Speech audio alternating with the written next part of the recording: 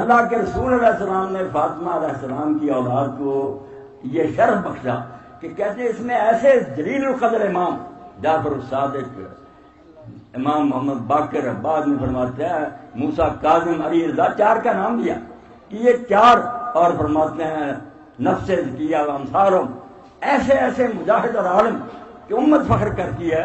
اب اہل سنت کو آپ دیکھ لیں کہ ان کے دو امام جو بہت جلیل قدر، پہلے امام مالک ابن انس ہے، امام نعمان ابن ثابت ابو حنیفہ، دونوں اس بات پر ہمیشہ فخر کرتے رہے کہ ہمیں اگر وہ سال نصیب نہ ہوتے جو سیدنا امام جعفر الصادق علیہ السلام کے پاس ہم نے گزارے ہیں، تو امام ابو حنیفہ کہتے ہیں لولا سنتین لہلاک النعمان، اگر وہ 2 سال نہ مجھے ملتے جو کوفہ سے بھاگ کر میں نے مدینہ میں گزارے تو نعمان تو ہلاک ہو جاتا، میں تباہ ہو جاتا۔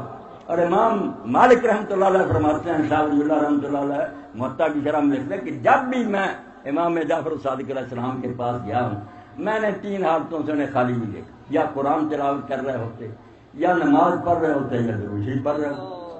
تو ایسی اولاد حضرت فاطمہ کو اللہ نے دی کہ وہ صرف اولاد نہیں ہے کہ گنتی ہے ان کی، وہ اس آسمان ہدایت کے آفتاب اور مہتاب، پوری امت کی نگاہ میں وہ محترم ہے۔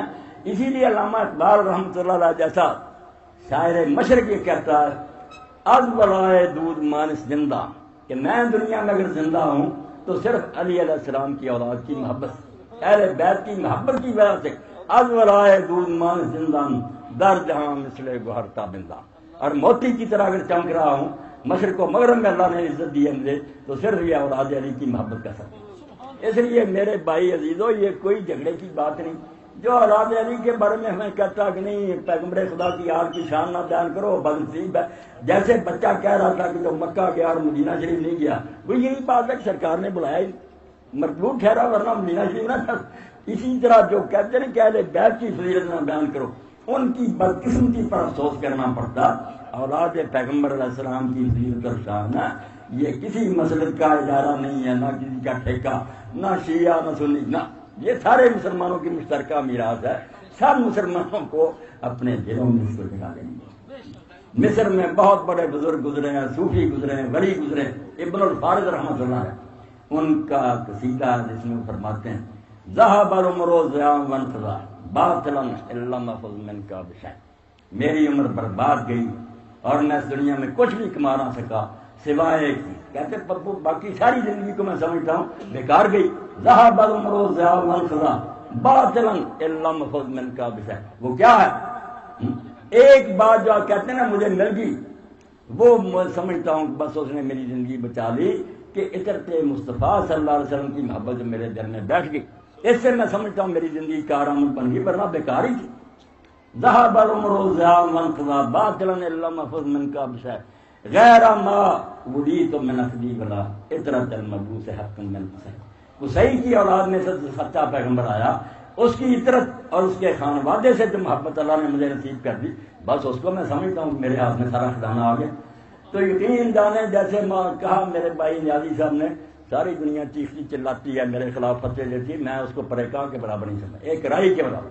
میرے نزدیک آپ سب لوگ کو شیعہ ہوں گے، کو بریلوی ہوں گے، کو دیوبندی، سب بھائی مسلم ہیں، آپ اللہ کے رسول کو ماننے والے ہیں، اس سے بڑا رشتہ کوئی نہیں چاہیے۔ باقی سارے رشتے اس کے مقابلے آپ کے اپنے امام ہوں گے، عالم ہوں گے، مگر پیغمبر خدا صلی اللہ علیہ وسلم کی نسبت ماذ نسبت حکم نسبت یکتن، رسول خدا کا نام جب آپ تک مانتے ہو ہی نہیں، جب لوگوں نے کہا اشہد ان لا الہ الا اللہ واشہد ان محمد رسول اللہ، وہ بھائی ان کی مسئلے ایک ہی ہیں، ان کے امام ایک ہی ہیں۔ تو اللہ کے رسول علیہ السلام کی ذریت میں سے ہونا یہ ان لوگوں کے لیے باعث افتخار ہے، مگر اس کے ساتھ ذمہ داری بھی بڑی ہے۔ میں صاحب کہوں گا کہ میں جس پر کوئی ناز کرتا رہے کہ میں اولاد فاطمہ سے، مگر اس کے کرتوت ایسے نہ ہو کہ وہ اولاد فاطمہ کے لائق ہوں، تو وہ شخص نہ اولاد فاطمہ کے لیے بدنامی کا باعث ہے۔ امام زین العابدین علیہ السلام کا لکھنا ہے مجموع البیان میں، علامہ طبرسی بہت بڑے عالم شیعہ اور سارے اہل سنت بھی مانتے ہیں کہ دنیا میں اس سے اچھی تفسیر کوئی نہیں لکھی، مجموع البیان 6 صدی سے ہجری میں لکھی، جو اہل سنت نے تشریح کی تھی وہ بھی انہوں نے دے دی، جو شیعہ حضرات نے ادب سے ایک کلمہ بھی پوری تفسیر میں کسی کے خلاف نہیں آیا، مگر جامع لغت کی تشریح ہے، نحو کی تشریح ہے، اعراب کی تشریح بہت اعلیٰ جامع البیان، تو اس مجموع البیان تو اس میں لکھتے ہیں کہ امام زین العابدین علیہ السلام کے سامنے ایک آدمی نے تعریف کرنی شروع کی کہ سیدوں کا یہ درجہ، سیدوں کا یہ درجہ. انہوں نے کہا بھائی ہمیں گمراہ نہ کرو، غلط باتیں کہہ کر ہمیں تم دھوکہ نہ دینے کی کوشش کرو. سب سے بڑے تو ہمارے نانا ہیں نا اللہ کے رسول. سورہ بنی اسرائیل میں اللہ کیا فرماتا کہ یہ کافر چاہتے ہیں کہ پیغمبر خدا اپنی باتوں سے تجھے اصل بات سے ہٹا دیں، اور اگر تو ان کے کہنے پر اللہ کے دین کو چھوڑے گا، حالانکہ چھوڑنا نہیں تھا، لوگوں کو سنانا مقصود تھا. لا رکھناک ضیف الحیات وضیف المال، ہم دنیا میں بھی اور آخرت میں تجھ کو دگنی سزا دیں گے، دوسروں کے مقابلے میں دگنی. جتنا مقام اونچا ہے اتنا ہی اس کی ذمہ داری نہ ہے.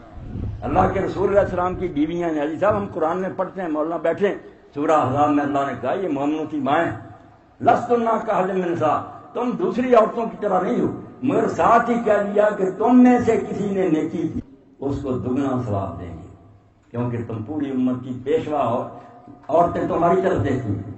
اور وَمَن یَأْتِ مِنکُنَّ بِفَاحِشَةٍ مُبَیِّنَةٍ، اور اگر نبی کی بیویاں ہوتے ہوئے تم نے غلط کام کیا، یضاعف لہا العذاب ضعفین، دگنا عذاب.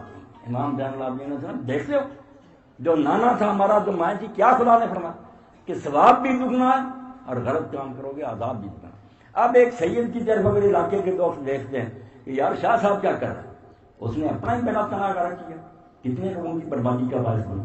اس لیے اللہ کے لیے اس نعمت کا شکر ادا کریں کہ اللہ کے رسول کی ذریت میں سے اگر آپ پیدا ہوئے ہیں تو اس کی نعمت کی قدر کرتے ہوئے اپنا طرز عمل ایسا بنا، آپ کی سیرت اور کردار ایسی ہو کہ لوگ جو متاثرہ کہ واقعی ہے خوشبو آ رہی ہے رسول اللہ کے خون کی، بد عملی اور بد کرداری کی. صحیح صاحب نمازی نہیں پڑھتے، رمضان شریف کی کوئی قدر نہیں، قرآن کبھی انہوں نے تلاوت کیا.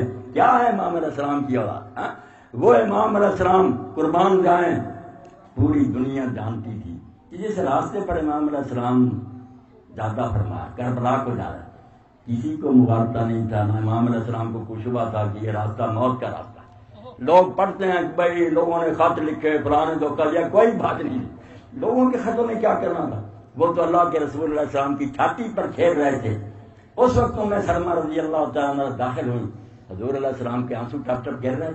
پوچھا رسول اللہ کیا بات نہیں فرمایا؟ ابھی ایک فرشتہ جو جب سے زمین و آسمان بنے کبھی اس زمین پر نہیں آیا، وہ یہ اطلاع مجھے دینے آیا تھا کہ آپ اس فرزان سے اتنی محبت کر رہے ہیں، یہ تو آپ کی امت کے ہاتھوں سے دریائے فرات کے کنارے تب میں شہید ہو جائے. رسول اللہ اس وقت ہو رہے، لوگوں نے کیا دھوکہ دینا تھا؟ نہیں، وہ اپنی منزل کی طرف جا رہے تھے، اور ہر منزل پر آپ نے جو لوگ ساتھ مل گئے ذرا نہیں چھپایا.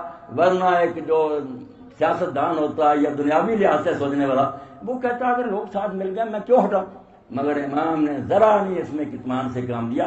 ہر منزل پر میرے بھائی اور عزیزو آپ نے اعلانیہ کہا کہ تم لوگ میرا ساتھ کیوں دے، میں تو موت کی طرف صبر کر رہا ہوں، لوگ ساتھ چھوڑ جاتے ہیں. حیران نہیں ہوا کہ ساتھ چھوڑے، خود کہتے ہیں چھوڑ جاؤ.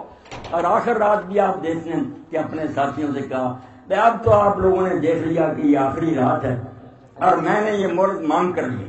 میں نے ایک آرمسی کی زبان سے سنا، بہت پیاری بات اس نے کی کہ امام علیہ السلام جب لشکر ابن زیاد سے مہلت مانگ رہے تھے ایک رات کی، تو وہ مہلت مانگ نہیں رہے تھے، مہلت دے رہے تھے. کیسی کریں مہلت ایک رات کی، لیکن انہوں نے کیا کرنی، زندگی لمبی ہو جانی. مہلت دے رہے تھے کہ اگر کچھ خوش قسمت لوگ جہنم سے بچنا چاہتے ہیں تو اس لشکر کے لوگ توبہ کر جائیں کہ اب تو بات واضح ہوگی کہ یہ لوگ ظلم پر عمل. اور آپ حیران ہوں گے تو اس رات کے اندر ہی 70 سے زیادہ آدمی جو تھے لشکر یزید سے امام علیہ السلام کے ساتھ آ کر توبہ نصیب ہوگی، حالانکہ وہ جانتے تھے کہ ادھر موت ہی موت. اور امام علیہ السلام کے ساتھی جو تھے آپ نے انہیں بھی موقع دیا کہ بھائی اب تو کوئی شبہ نہیں رہا کہ صبح قیامت برپا ہوگی.